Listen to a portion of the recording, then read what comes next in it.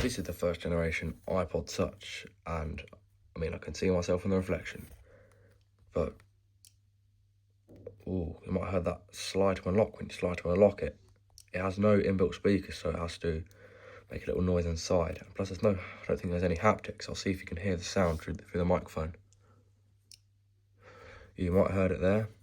This is running iOS 2.2.1, and I picked up for £25, and it is in. It's the 8GB model, and they did have an 8, 16, and 32GB model. But how does this compare to the other go-to technology from 2007, the iPhone?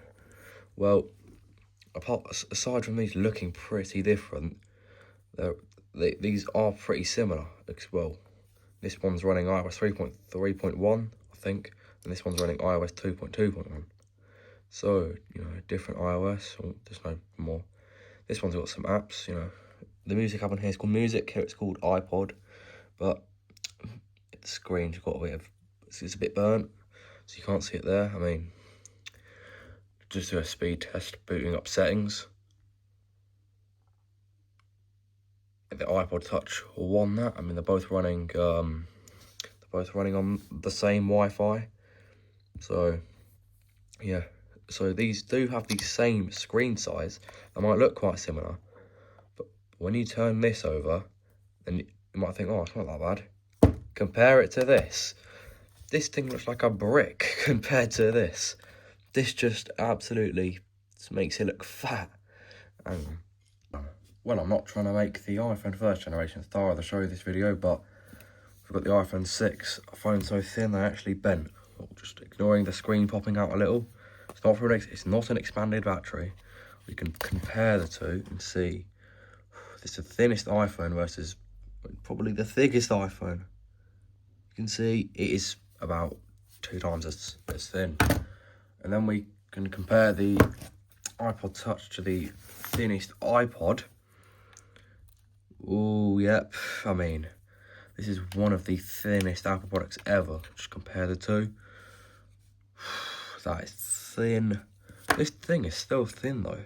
I mean, it's still reasonably modern in 2025. I mean, you probably won't see many people using one of these. It doesn't have a camera, unlike the first generation iPhone.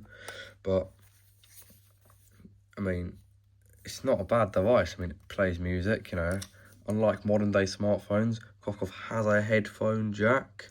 I mean, this one does too, but, I mean, this headphone jack was pretty impractical for listening to music, as you couldn't put a lot of headphones into there, as it was a recessed jack. This thing could fit any pair of headphones into it.